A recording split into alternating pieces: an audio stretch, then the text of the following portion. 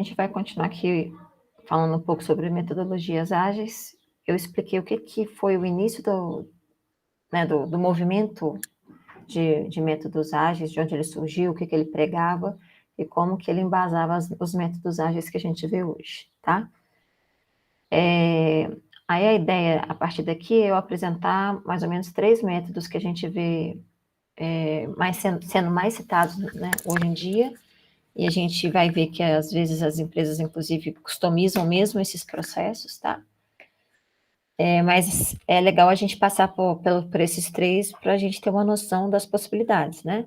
Que aí depois a gente consegue identificar, quando a gente está num contexto menor de empresa ou específico, como que a gente pode pincelar uma ou outra característica de cada método, tá?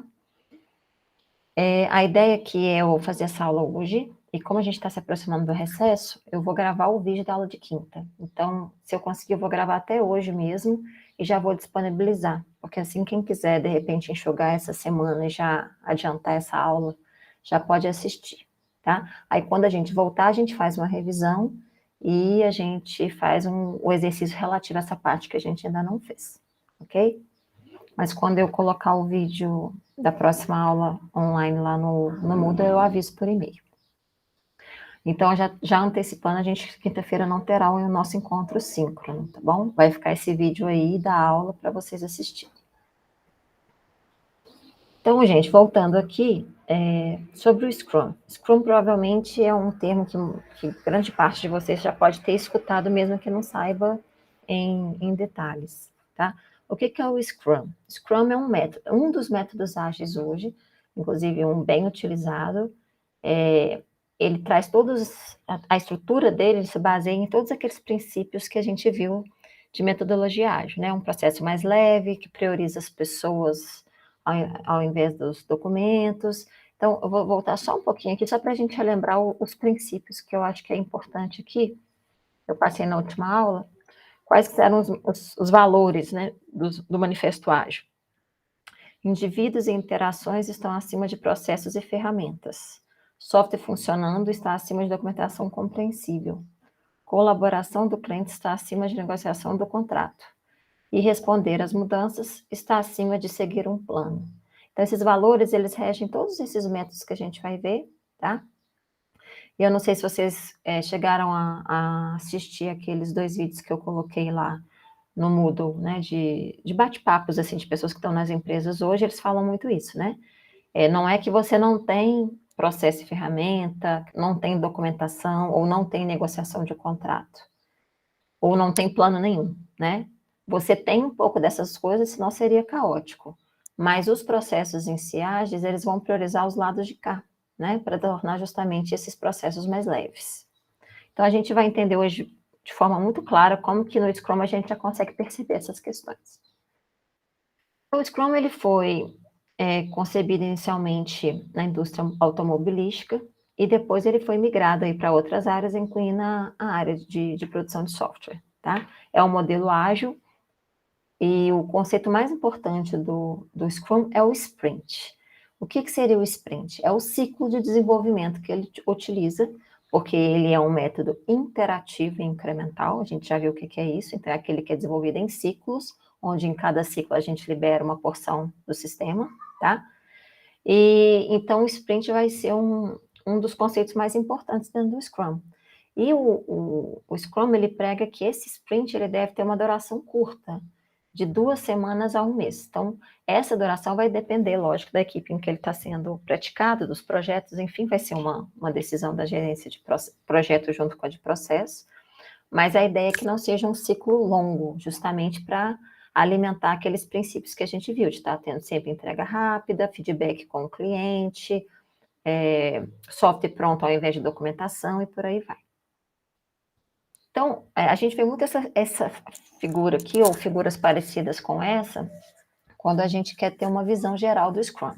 Eu vou depois passar item a item, mas já só para vocês verem a figura e ficar mais fácil vocês mapearem o que eu já estou falando lá na frente.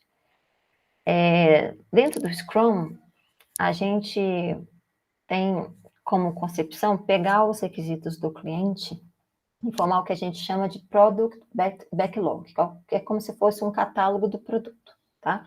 Em geral, no Scrum, a gente usa história de usuário, e não simplesmente um requisito descrito, como a gente às vezes utiliza em outros processos. Eu vou falar um pouquinho disso ali na frente.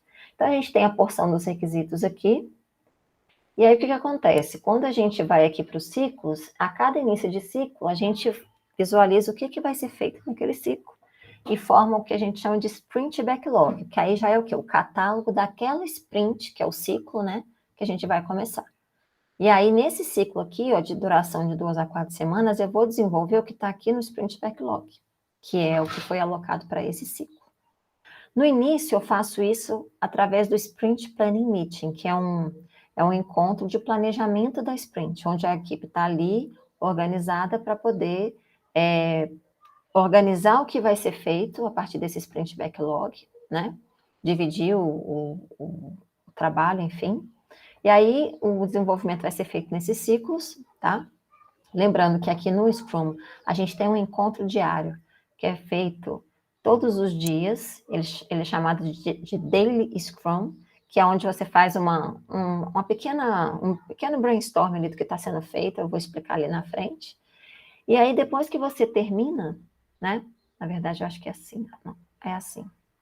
Então, eu coloquei a figura ao contrário, depois eu vou mudar. Aqui é o início, então aqui seria esse Sprint Planning Meeting, e quando eu estiver chegando no final, a gente faz o que a gente chama de Sprint Review Meeting, que é o encontro de revisão, onde você faz um apanhado geral do que foi feito, quais foram as dificuldades de projeto, de processo também, que às vezes alguma coisa não tá funcionando bem no processo que está sendo usado, e aí é feito esse feedback da equipe com a própria equipe, para que a gente tenha aí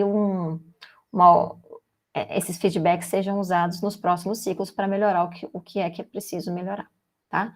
Então, a ideia é, a grosso modo, é isso aqui. Então, agora eu vou explicar um pouquinho sobre cada uma dessas questões.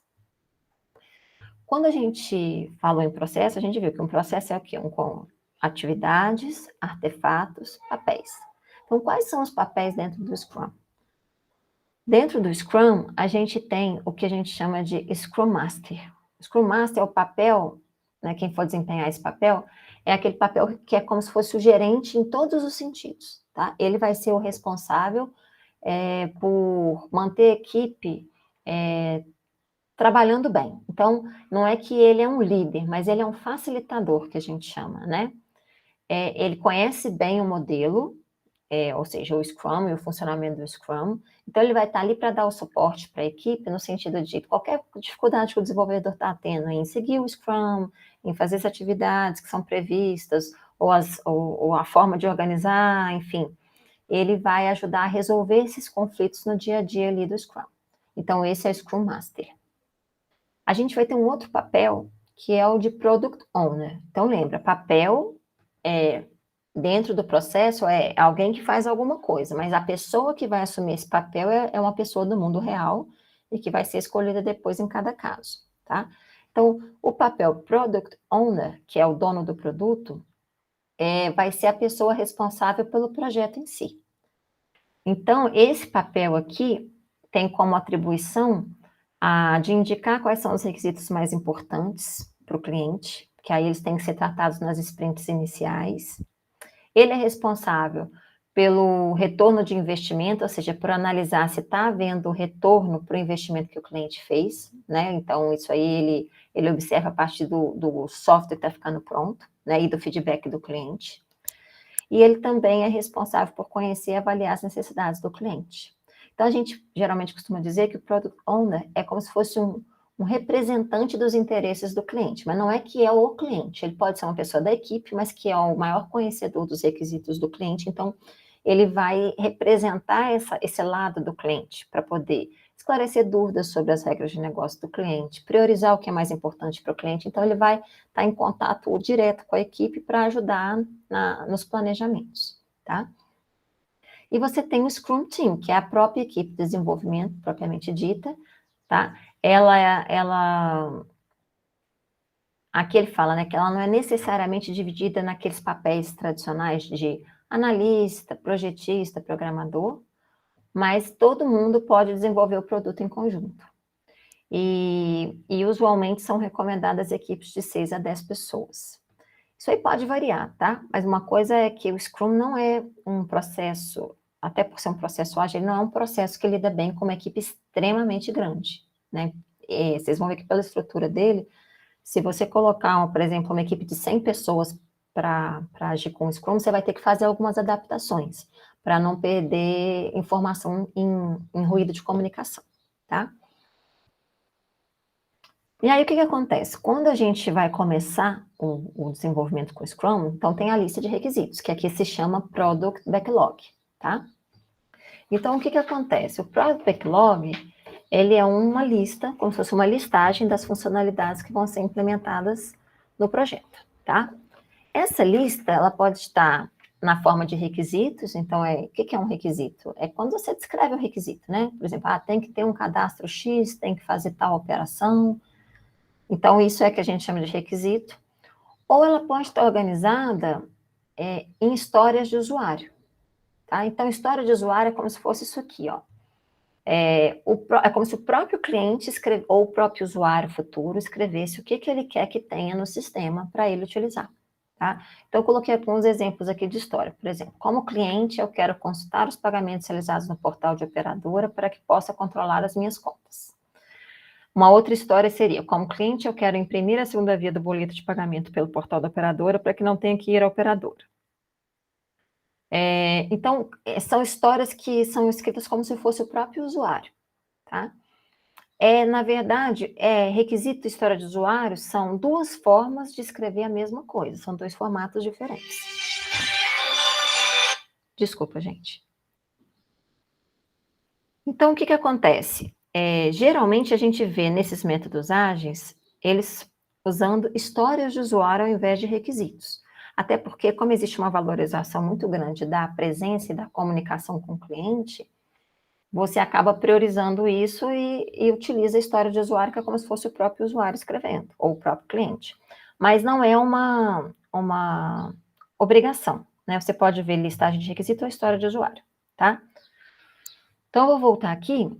Se o Product Backlog, por exemplo, estiver em formato de história de usuário, a gente vai ter um formato que pode ser parecido com esse aqui, tá? Um Product Backlog teria uma listagem, cada linha aqui é um requisito, ou é uma história de usuário, e aí você coloca aqui um ID, que é para identificar essa história. Por que a gente coloca um número? Porque se lá na frente, com alguma alteração de requisito, esse nome mudar, você mantém o número. Então, você sabe originalmente que aquele número é daquela função que depois mudou o nome, tá? Se não tiver um número, ao mudar qualquer coisa, inclusive o nome, você perde essa referência. O nome é um nome sugestivo, que dá ideia do que é a história do usuário. Essa IMP aqui é a importância da história do usuário, ou seja, qual que é a importância desse requisito, dessa história para o usuário? Porque a gente vai ver que a gente prioriza o que é mais importante para o cliente. Então, a gente já pode aqui fazer uma indicação através desse número de qual que é o grau de importância para o usuário daquela história ali, tá? Aqui a gente não vai ter ideia de proporção, por exemplo. Aqui eu estou vendo uma importância 10 e uma 30. Não significa que essa aqui é 3 vezes mais importante que essa, não é isso. É só uma ordenação, tá? Então, o que importa é quem vem antes de quê. Porque aí depois você ordena de forma crescente e pode identificar quais são as prioridades do cliente para depois organizar os sprints. O PH seria aqui a estimativa de esforço para transformar a história do usuário. Então, seria o que a gente chama de pontos de história.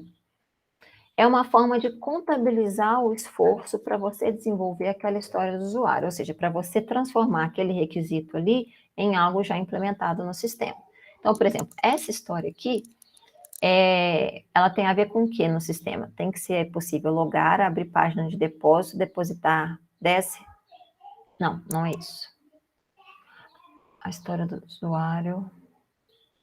Desculpa, aqui é como demonstrar. A história do usuário em si não está aqui, né? Não está escrito, eu devo conseguir abrir uma página de depósito e fazer o depósito assim, assim, etc. Esse como demonstrar é como que depois eu posso testar o meu sistema. Então, aqui eu já estou colocando, ó, logar, abrir a página de depósito, depositar R$10, ir para a página de saldo e verificar que ele aumentou em R$10. Então, aqui eu já posso escrever como que eu testaria essa história, tá? E notas seria qualquer observação pertinente em relação àquela história do usuário que seja legal colocar aqui, tá? Nessa história em específico, a seguinte nota foi colocada, ó, precisa de um diagrama de sequência UML. Não há necessidade de se preocupar com criptografia por enquanto. Então, ele está dizendo que a criptografia é dispensável por enquanto, e esse diagrama de sequência na verdade, para representar o fluxo da regra de negócio do cliente. Como é que ele vai fazer aqui dentro, né, dentro dessa lógica do negócio, a operação que se deseja no sistema, tá? Não é que tem que ter uma nota, mas aqui é um campo que fica disponível. Essa tabela é uma possibilidade, tá, gente? Dependendo da equipe, ela pode estruturar essa tabela de outra forma, mas algumas informações são cruciais. Aí, voltando um pouquinho aqui nesse ponto de história aqui. Ele aqui está usando essa estimativa de esforço ponto de história porque está sendo usada história de usuário, tá? Outras estimativas possíveis quando a gente está falando em desenvolvimento são, por exemplo, pontos de caso de uso, pontos de função, quando a gente está focando muito na funcionalidade, mas aqui, como é história, ele usou esse ponto de história aqui, tá? Então, só para ficar claro, mais ou menos, como é que funciona o raciocínio do ponto de história, é o seguinte, se você imaginar, por exemplo, tenta imaginar assim, quanto tempo X pessoas que se dedicam a uma história de usuário levam para terminar essa história, tá? Então, a gente pode imaginar aí que 3 pessoas levariam 4 dias. Então, a gente teria 3 vezes 4, 12 pontos de história. Então, a gente tem que pensar o seguinte, ó, só para vocês acompanharem aqui. A gente tem que pensar o seguinte. Ponto de história, ele pode ser definido como o esforço de desenvolvimento de uma pessoa durante um dia ideal de trabalho.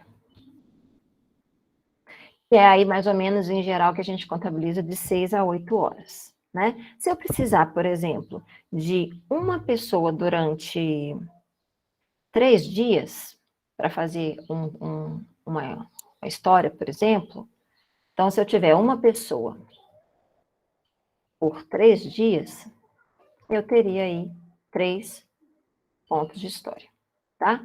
Se eu tiver, por exemplo, 4 pessoas por 3 dias, então essa história vai ser 3 vezes 4, 12 pontos de história. Tá? Só para ficar claro aí o que está sendo colocado aí nessa tabela, tá? Então, aqui ele está contabilizando o seguinte, ó.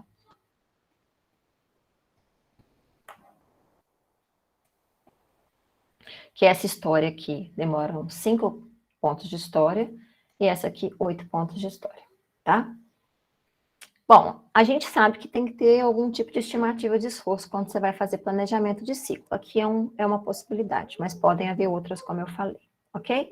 O que importa que fique claro é o seguinte, a gente precisa de uma listagem de requisitos aqui no Scrum que se chama Product Backlog.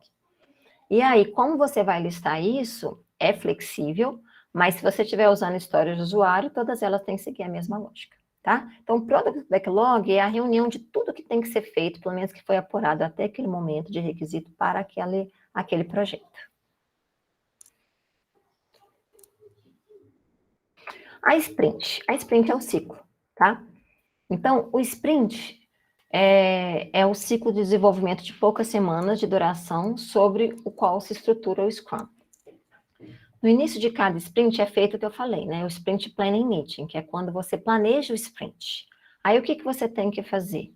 Você tem que voltar lá, vamos pegar na figura, de tudo que tem aqui no cliente, o que você pode fazer? Você pega uma fatia só de coisas para ser feitas e traz para cá para o início do desenvolvimento para fazer o Planning Meeting, que é o planejamento do ciclo. Aqui a equipe toda tem que estar presente, o representante do produto também, que é o Product Owner, porque aí vai ser discutido aqui para ser feito o planejamento. É natural que a gente priorize primeiro aqueles requisitos do backlog que estavam com aquela importância maior, ou seja, os mais importantes para o cliente, tá? Feito isso, ou seja, a partir do momento que você trouxe aqui uma parte do backlog para esse sprint, a equipe faz essa reunião aqui, ok? E aí o que acontece? Ela vai agora desmembrar cada história alocada aqui, porque aqui eu posso ter 2, 3, 4 histórias mais importantes que vieram para esse sprint. Para desenvolver cada uma dessas histórias, quais são as tarefas que eu preciso? Porque às vezes, para eu implementar uma história, eu identifico 4, 5, 10 tarefas diferentes. Então, aqui eu vou listar essas tarefas por história no Sprint Backlog. Por isso que a gente fala que aqui no Product Backlog, os requisitos estão em formato de história de usuário, que é uma perspectiva muito mais do lado do cliente. E quando vem para cá, como há esse desdobramento aqui em atividades propriamente dita de desenvolvimento, aqui o enfoque é muito mais próximo do enfoque do desenvolvedor, tá?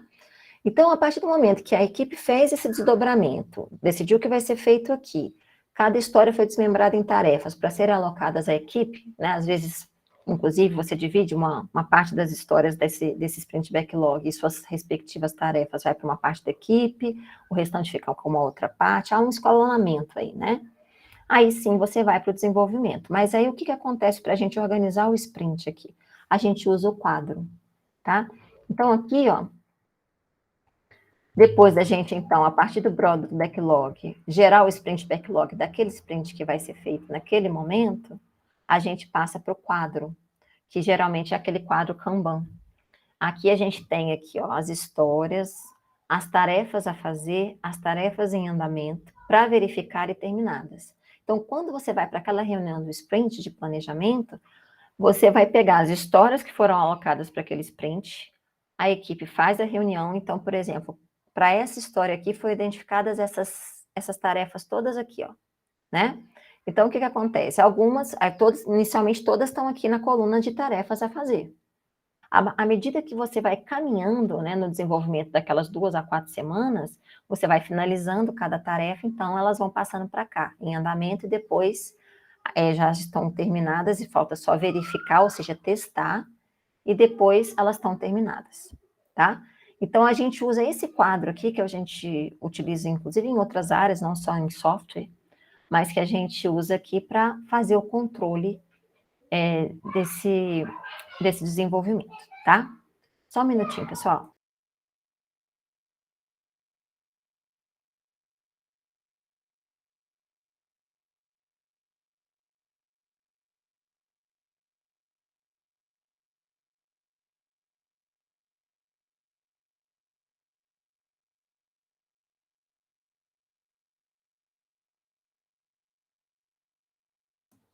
Desculpa, pessoal, voltando aqui.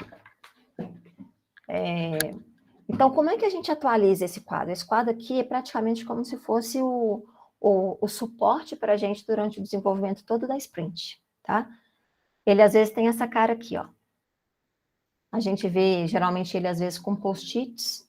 Então, cada tarefa aqui é escrita num post-it diferente e a gente organiza. Ó, as histórias estão aqui. Na segunda coluna está toda a tarefa a fazer.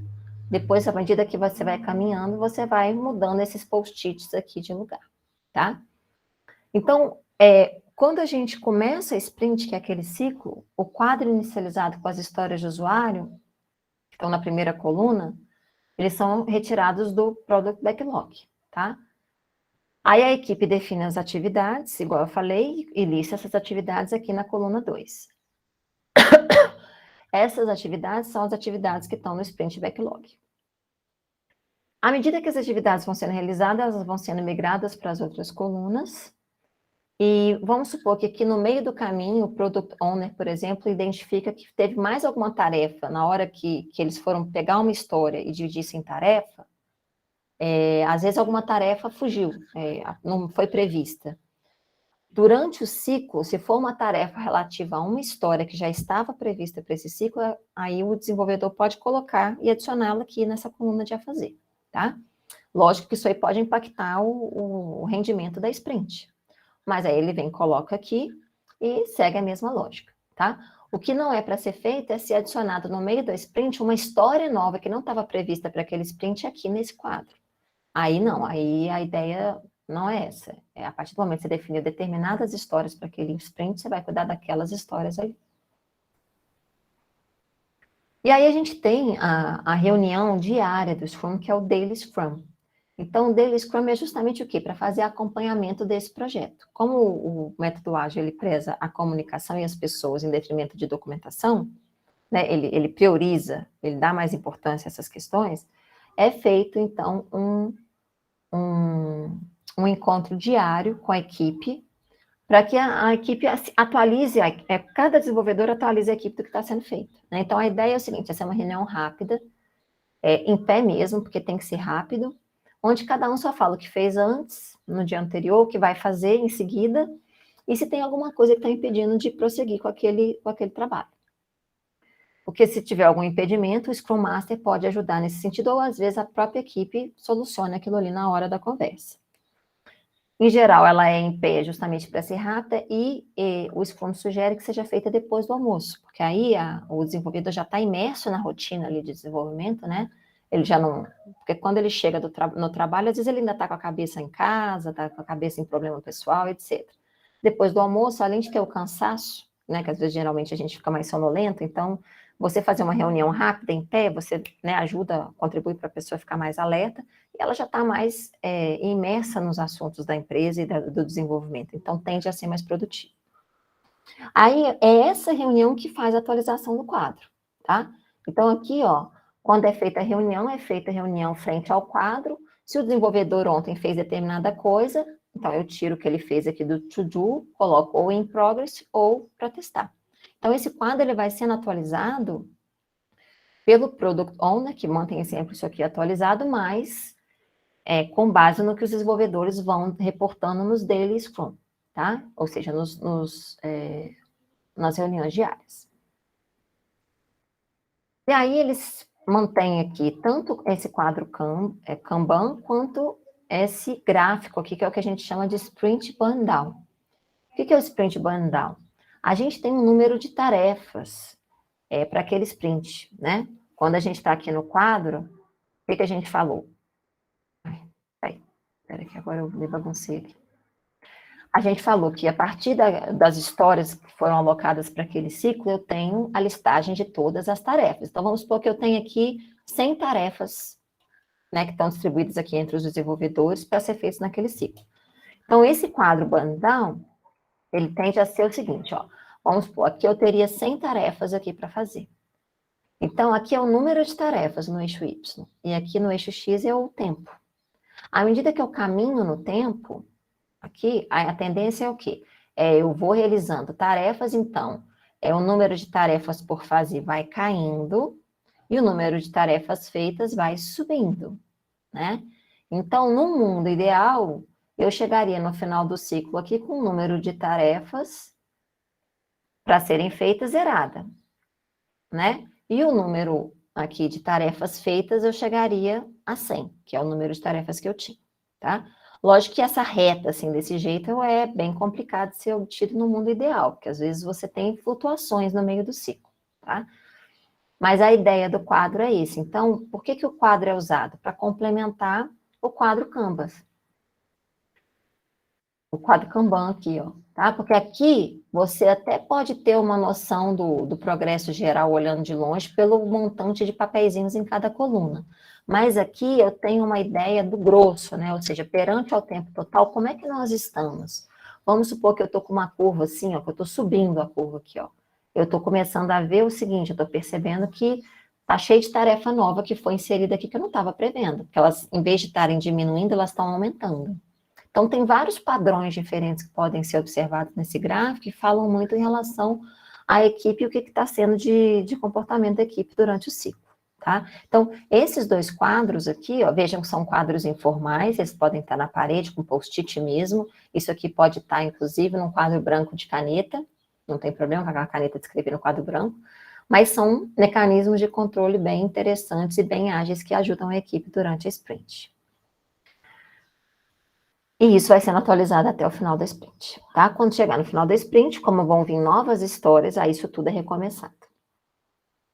Aí, se a gente parar aqui para observar, a gente pode ter situações diferentes para o progresso desse sprint burn down aqui, tá? Então, dependendo de como ele tiver, a gente vê qual está sendo o perfil de eficiência da equipe. Por exemplo, esse aqui, ó, aqui ele está colocando a linha só do que tem para fazer, tá? Então, vejam, aqui eu começo no alto com o total de atividades para serem feitas, vai caindo em linha reta até chegar no ponto em que eu zero a quantidade de tarefas para ser feita, numa reta constante. Isso aqui é um mundo ideal. Dificilmente você vê isso aqui na prática, tá? Porque durante o desenvolvimento, às vezes vão ter um atraso ou outro de uma atividade em relação àqueles dias seguintes, ou uma tarefa nova que surge. Então, isso aqui é complicado. Isso aqui a gente vai vendo, provavelmente, às vezes a equipe está omitindo detalhes. A gente tem, por exemplo, esse quadro aqui que fala muito o quê? Da ideia de que a equipe deve ser iniciante, porque você vê que ela começa aqui, ó, em vez do que tem para ser feito descer, ela vai subindo em relação ao final do ciclo. Quando chega no ciclo, tem um alto aqui de um acúmulo, né, de atividades a serem feitas. Então, geralmente, a gente observa isso em equipes iniciantes que estão tentando ainda aprender o funcionamento do Scrum. Elas ainda não pegaram o ritmo do Scrum, então elas não conseguem fazer ao contrário, ou seja, uma descida aqui, tá? Aqui eu já teria um perfil de uma equipe que é mais intermediária, digamos assim, né? A gente vê que é uma equipe que já está amadurecendo e trazendo as atividades a serem feitas mais para o início do ciclo. Ela já está conseguindo desafogar essas atividades logo e no final ela já está em processo de declínio, ou seja, que o número de atividades para serem feitas já está bem mais reduzido, tá? Aqui eu já vejo uma equipe que tenta resolver logo tudo no início do sprint, tá? Então, ela tenta já verificar todas as histórias que já foram alocadas, verificar se realmente as atividades que foram alocadas ali, quebradas para serem feitas, estão ok, ou se tem mais alguma, porque aí ela já adiciona aqui no início, ó. Você vê que só tem um iniciozinho aqui de crescimento das atividades a serem feitas, que foge do previsto, e depois ela já começa a resolver aqui todas essas atividades até zerar. E esse platô aqui, ó, indica uma equipe que tenta balancear o aprendizado cedo e tardio, né, sobre as atividades a serem feitas. Então, isso acaba levando o ritmo de desenvolvimento a um platô. Aí, inicialmente, faz um progresso bom, mas aí depois não consegue manter o ritmo até o final da sprint. Então, aí aqui a gente observa uma subidinha das tarefas a serem feitas. Aqui, ó, eu tenho uma equipe que geralmente está indo num ritmo que deveria ser o desejável, mas no final acaba tendo alguma surpresa desagradável, no sentido de perceber alguma atividade ou conjunto de atividades que não foi prevista, então aí você começa a ter um up aqui nas atividades por fazer. E essa aqui, ó, seria aquela do scope increase, ou seja, indica uma equipe que percebe um súbito aumento de carga de trabalho por fazer, mas é mais aqui no início, ó. Então, usualmente, a solução nesses casos é tentar negociar o escopo da sprint com o Product Owner.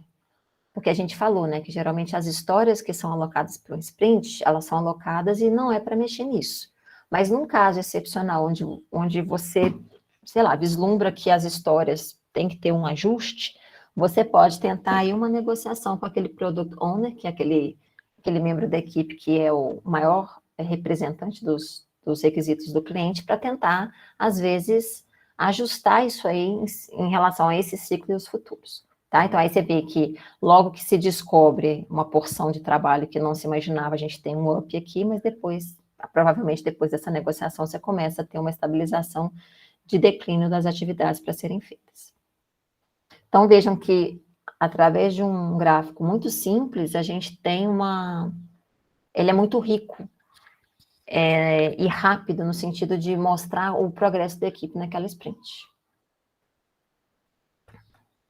E aí, quando o sprint, né, que é o ciclo, vai ser finalizado, então é feito o que a gente chama de sprint review, que é a revisão do sprint, tá? Então, aqui, teoricamente, as atividades que tinham para ser feitas no ciclo já foram feitas. Se foi gerado um produto, uma versão intermediária do cliente, ela já foi gerada. E aí a equipe senta para fazer como se fosse uma revisão daquela sprint, saber se teve problema, com o que, se foi problema do projeto, se foi problema com o processo que está sendo usado, e tudo isso aí pode ser usado para melhorar, fazer melhorias para os próximos ciclos, tá? Então aí, agora que eu expliquei tudo, a gente pode verificar melhor aqui, ó. Eu tenho o conjunto de requisitos total do produto, que são as histórias. Aqui eu pego as histórias mais importantes e aloco para o ciclo. Aqui eu quebro em tarefas, por isso que ele aparece aqui com várias barrinhas, porque essas tarefas são quebradas já de acordo com a visão que o desenvolvedor tem, né, do que é preciso para desenvolver cada história. Isso é alocado entre a equipe, tá? Geralmente há uma divisão de trabalho. Aí entra-se aqui no ciclo. No início do ciclo, a gente faz justamente a Sprint Planning Meeting, que é o planejamento da sprint, tá? Que é onde a gente já gera esse Sprint Backlog. Aqui está o contrário na figura, eu vou arrumar.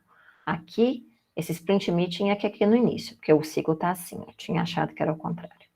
Então, aqui, a gente entra no ciclo sempre fazendo reuniões de 24 horas para atualizar o quadro Kanban e o quadro do Bandown. E quando eu chego no final, aí eu teria o Sprint Review Meeting, que é para fazer a revisão da sprint. Aí, quando eu chego no final, eu posso ter um produto em potencial ou parte do produto, ou seja, eu tenho algum incremento aqui. Se eu tiver algum produto, ou mesmo que parcial, para entregar para o cliente, isso é ótimo e desejável de acordo com o método ágil, né? Porque aí o cliente já pode ir usando e dando feedbacks do produto. E aí eu vou fazer o mesmo processo de novo. Já vou pegar aqui uma segunda porção do Product Backlog, faço a reunião de planning do sprint, quebro em tarefas, preencho o quadro Kanban, entro no ciclo e vou fazendo a atualização do quadro Kanban, desenvolvendo, fazendo as reuniões diárias, atualizando o burn down, até chegar no final do ciclo. Então, isso se repete até o final do desenvolvimento. Tá? Então, essa que seria a estrutura do Scrum. Vejam que é um processo muito mais leve do que aqueles que a gente já viu, né? E a ideia é essa mesmo, para ficar em consonância com aqueles princípios e valores dos métodos ágeis. Aqui, alguma dúvida, gente? Alguma coisa que vocês queiram perguntar?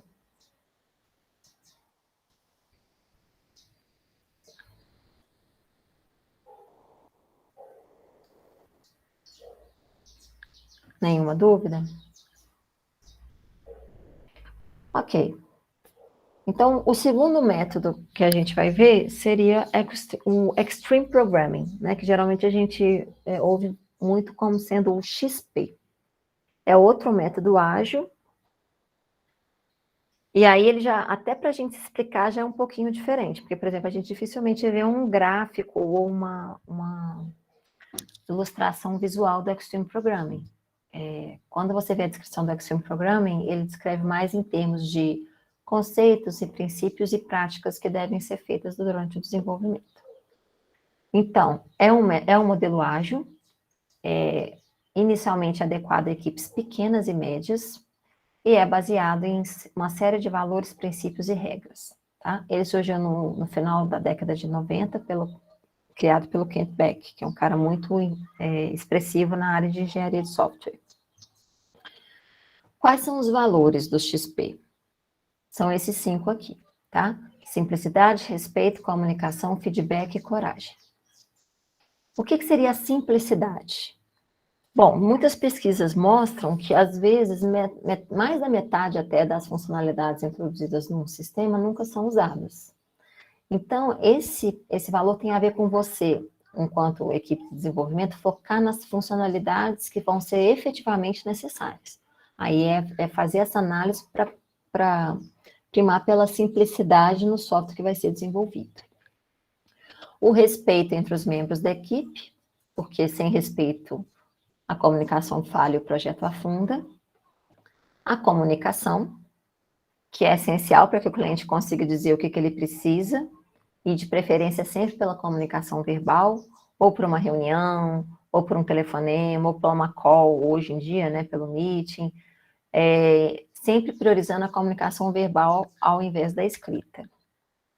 O feedback, que é um outro valor, porque quanto antes você obtém feedbacks, tanto da equipe quanto do cliente, sobre o desenvolvimento ou sobre o produto que já foi entregue, mais rápido você detecta eventuais falhas de comunicação que ocorreram e que ocasionaram problemas no software desenvolvido, e aí você pode corrigir. E coragem, tá? Que é o que? Confiar nos mecanismos de mudanças para se ter coragem de abraçar as inevitáveis modificações. O ágil, ele lida com a mudança, né? Ele quer lidar com a mudança. Então, ele tenta fazer a sua estrutura sempre de forma a abrigar a mudança de requisito, porque a gente sabe que isso é inevitável. Então, esse coragem é o quê? Confiar nesses mecanismos de gerência de mudança, para que você não tente evitar a mudança, e sim tente abraçar e fazer essa mudança. Vejam como que os valores são muito correlacionados com aqueles valores mesmo dos métodos ágeis que eu mostrei na aula passada. Quais seriam os princípios do XP? Feedback rápido, ou seja, quanto antes você obter feedback do cliente, mais rápido você vai observar características novas ou problemas que aconteceram, enfim. Presumir a simplicidade, né? Que, ou seja, tentar fazer o mais simples possível, a interface mais simples, o sistema mais simples, enxugar o sistema para só aquilo que é realmente necessário, e não confundir aqui simplicidade com facilidade. Fazer simples, às vezes, é até mais difícil, mas é concentrar no simples. Mudanças incrementais, né, que a gente vai fazendo de forma incremental nos ciclos, abraçar as mudanças e prezar pelo trabalho de alta qualidade.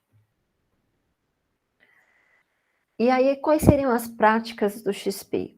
Essas práticas seriam justamente aquelas coisas, aquelas ações ou atividades que são praticadas no método, tá? Para desenvolver, seja o desenvolvimento, o planejamento, ou a codificação, o teste.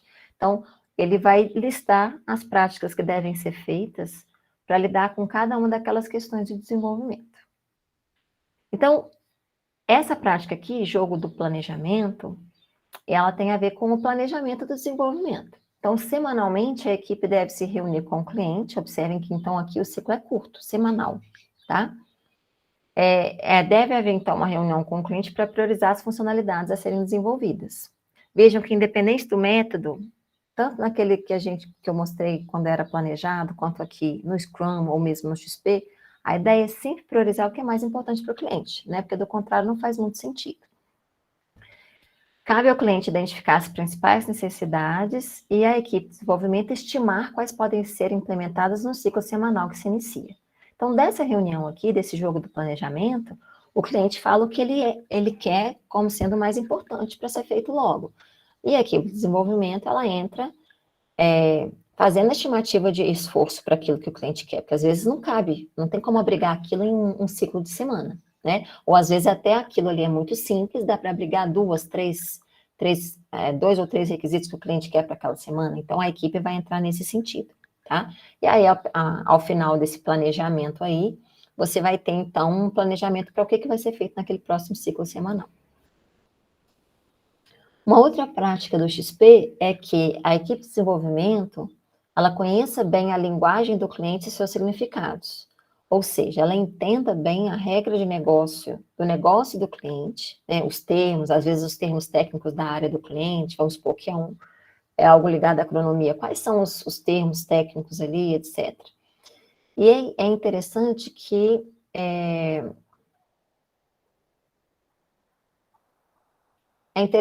a equipe utilize isso, então, para se comunicar com o cliente, tá? Unifica essa forma de comunicação para que ela fale na linguagem do cliente. A gente tem a prática da equipe coesa, ou seja, aqui eles consideram que o cliente faz parte da equipe de desenvolvimento, porque essa interação é muito próxima do cliente com a equipe, tá? E as reuniões em pé, que aparecem no Scrum aqui também. Devem ser feitas reuniões rápidas, né? Por isso que elas são feitas em pé, justamente só para, às vezes, uma atualização rápida ali, provavelmente diariamente, do andamento do que está sendo feito naquele ciclo semanal, tá? Se a gente não faz essas reuniões periódicas por exemplo, diárias, num ciclo que é semanal, muito rapidamente você chegou no final da semana e se tinha algum problema, às vezes você não vai conseguir atingir o objetivo daquele ciclo da semana. Aí você já bagunçou totalmente seu planejamento de ciclo semanal, porque aí você já vai entrar e invadir o próximo ciclo da outra semana. Então, por isso que esse acompanhamento diário, mesmo que muito rapidamente, é muito importante. O design simples, que aí tem a ver com aquele valor da simplicidade, ou seja, tentar atender a funcionalidade que o cliente quer, mas sem sofisticar desnecessariamente, porque às vezes acontece isso. O cliente pede uma coisa e a equipe de desenvolvimento tenta fazer de um jeito super elaborado, mas é uma elaboração desnecessária. Você poderia fazer aquilo de uma forma menos sofisticada e atender do mesmo jeito.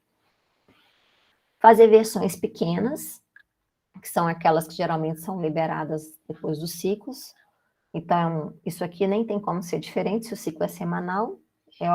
É óbvio que as releases, as versões vão ser pequenas, né? Você vai liberar pequenos incrementos por ciclo. E tentar manter um ritmo sustentável de trabalho. O XP, ele prega o seguinte, que você só deve ter a sua equipe fazendo hora extra só mesmo em casos que sejam extremamente necessários, porque do contrário você pode ter uma queda de eficiência, né, de rendimento. Então, é ideal que a gente mantenha a ideia de trabalhar com qualidade e um número razoável de horas por dia, não mais que 8, tá? Para não se tornar antiprodutivo. Aqui já são práticas muito relacionadas à codificação. Então, a posse coletiva do código. Isso tem a ver com o fato de que a equipe deve ter essa noção de que o código é coletivo. Então, não tem essa de você, por exemplo, você vai ter que mexer no código de uma outra pessoa, você tem que pedir permissão para ela. A ideia é que assim, é uma equipe codificando aquilo ali, o código é de todos. Tá? E isso, inclusive, vai ter muito a ver com o fato, depois que a gente vai ver de uma prática ali a seguir, acho que é essa aqui, de ter padrões de codificação. Porque se o código é coletivo, né, e se existe esse valor bem forte aqui dentro, a equipe toda tem que estabelecer e seguir padrões de codificação para que todo mundo possa codificar sem dificuldade. Se cada um codificar de um jeito, fica difícil. Tá? A outra prática que ainda tem a ver com a codificação seria a programação em pares. Essa que eu até já mencionei para vocês. Tá? Que é quando você faz uma programação sempre sendo feita por 2 pessoas em cada computador. Então, geralmente você pega aí um programador mais experiente, um aprendiz, isso pode variar, tá? Mas inicialmente você pode ter esse contexto onde aí o programador mais experiente ele fica revisando o código enquanto o aprendiz está codificando. Mas isso pode ter variações, às vezes não é um aprendiz e um programador, mas vamos supor que está todo mundo mais ou menos no mesmo nível, né, de experiência. Você tem cada um fazendo uma coisa e depois troca. Então, uma hora um revisa e outro codifica e depois troca.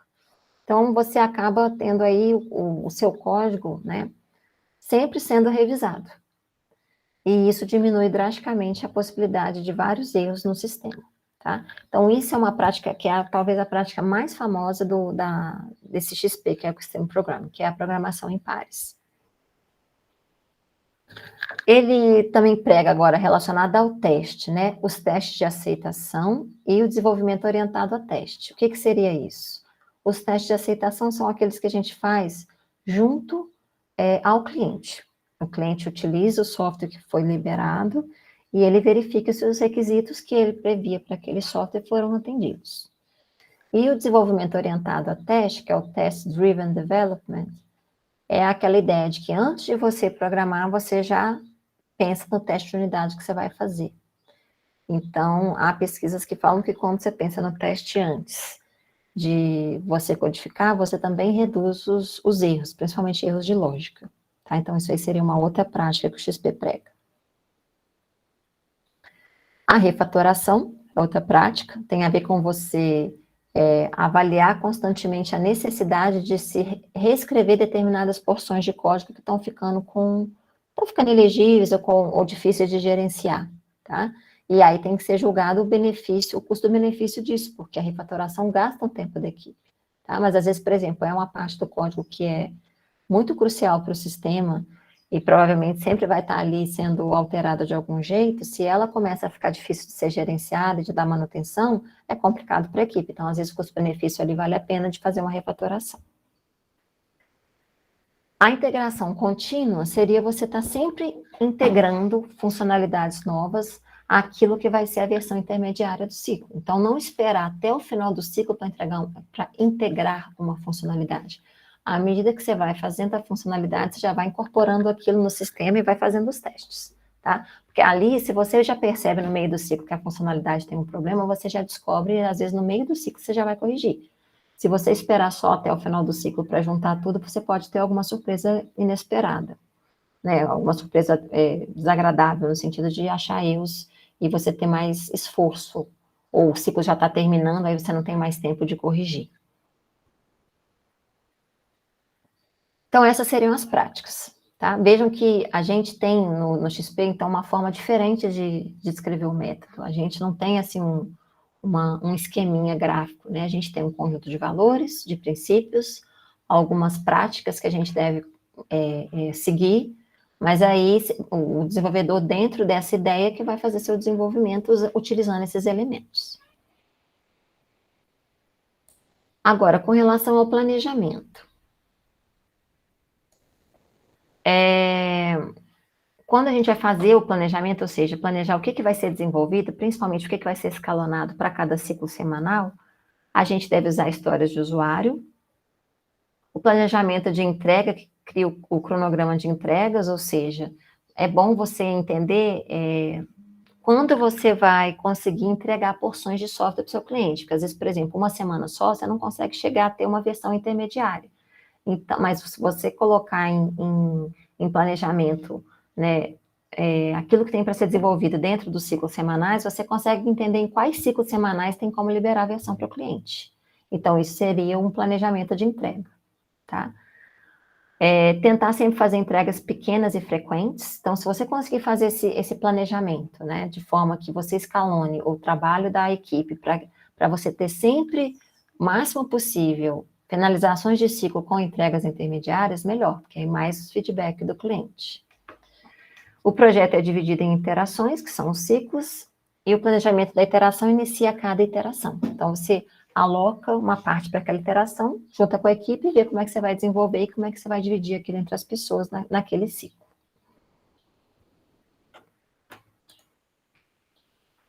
Como é que a gente faz o gerenciamento, né, dentro do XP? Então, a ideia é seguir esses preceitos aqui, ó, dar à equipe um espaço de trabalho aberto e dedicado, definir uma jornada sustentável, que tem a ver com aquela questão de você, né, não fazer hora extra desnecessariamente e ter um ritmo sustentável de trabalho da equipe para você não baixar o rendimento desses desenvolvedores. Tentar sempre iniciar cada dia com uma reunião, que é para fazer acompanhamento do progresso de cada um no que foi atribuído para cada pessoa. A velocidade do projeto deve ser medida. Quando é necessário, você deve mover as pessoas de função, né? Como você tem esse acompanhamento muito de perto, né, com as pessoas, os ciclos são pequenos e você tem as reuniões diárias, você pode identificar quando é necessário você fazer modificações aí de atribuições entre as pessoas. E quando você percebe que alguma coisa não está funcionando bem, é possível consertar o XP, ou seja, adaptar alguma dessas práticas aí para tentar corrigir o que está sendo problemático, tá?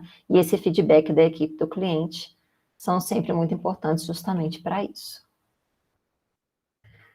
Quais seriam as regras para o projeto? Então, manter a simplicidade, que a gente já falou lá, né? Não tentar rebuscar demais uma coisa desnecessariamente, fazer o que é preciso para o cliente. Você pode escolher usar uma metáfora de sistema. O que seria a metáfora do sistema? É quando você consegue explicar o funcionamento do sistema de uma forma clara para alguém que está fora do projeto. Né? Porque às vezes, por exemplo, se você consegue, mais ou menos aquela ideia, né? Se você tem domínio daquele quando você está falando sobre qualquer assunto, né? Se você tem um domínio daquele assunto, em geral, você consegue explicar de uma forma muito mais simples para alguém que não conhece nada daquilo.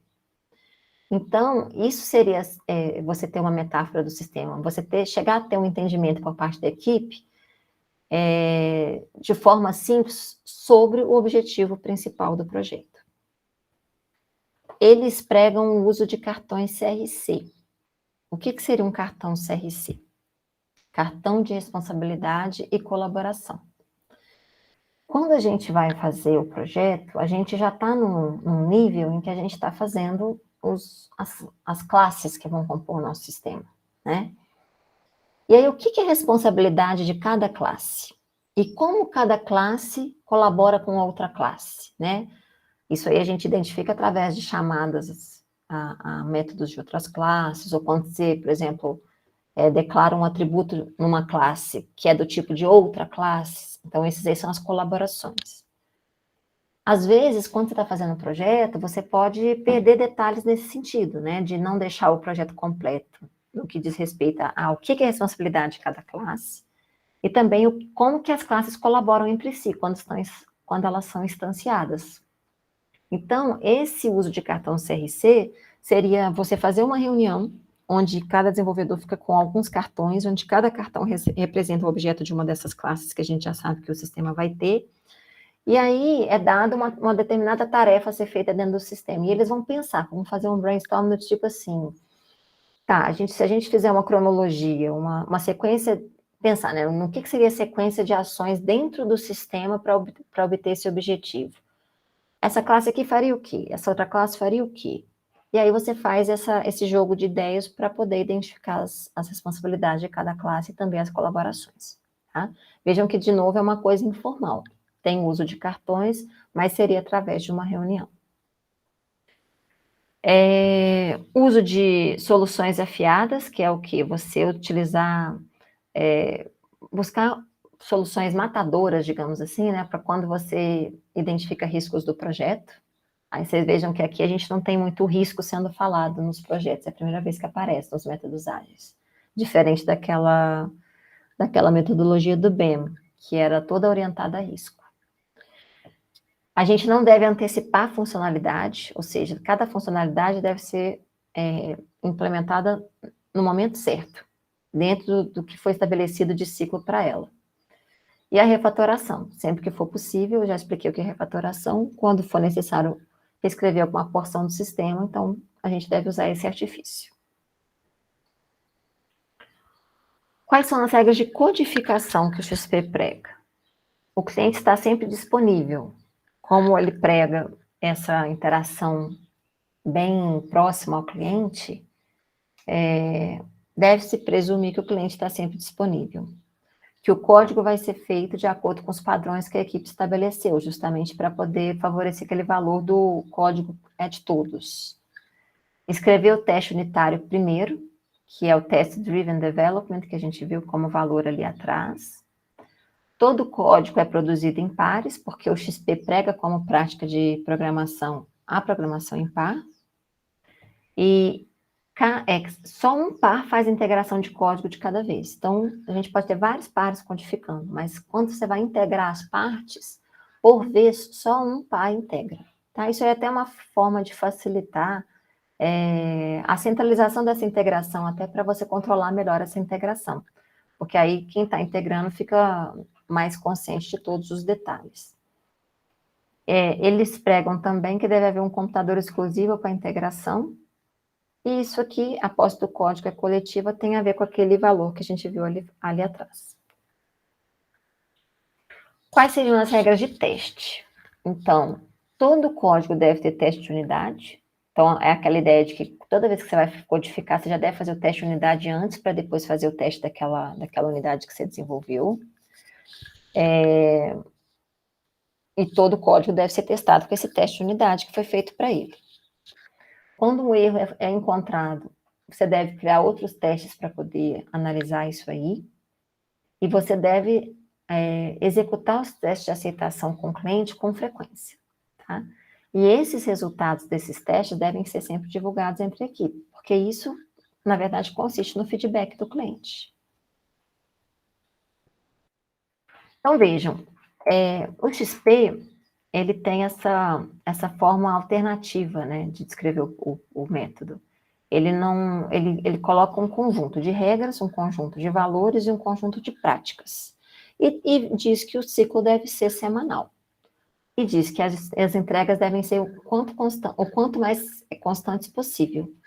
E a equipe, dentro disso aí, vai se organizar para fazer o desenvolvimento seguindo essas regras, esses princípios e essa estruturação.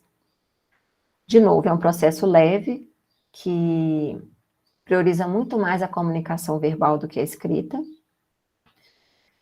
e prega muito essa questão de muitas reuniões, né, para acompanhamento. O acompanhamento é feito de uma forma muito diferente dos planejados. Aqui a gente nem observa o uso de quadro, não que não pudesse ter, mas vejam que como o ciclo é semanal, é bem menor, aquele acompanhamento acaba acontecendo por aquelas reuniões diárias, tá?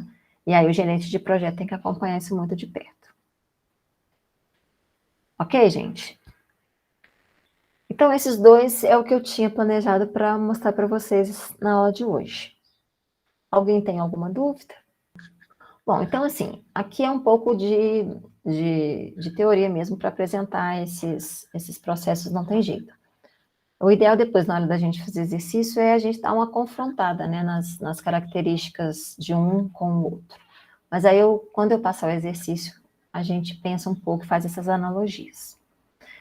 Então, gente, então só repetindo o que eu falei no início da aula, vocês tinham que ter entregue um exercício até ontem, então a gente já fez 2 exercícios até aqui, a gente vai fechar essas semanas do recesso, então eu vou liberar para vocês o último vídeo relacionado à próxima aula de quinta-feira, provavelmente hoje ou amanhã, porque aí vocês já podem assistir e finalizar antes da semana, caso queiram.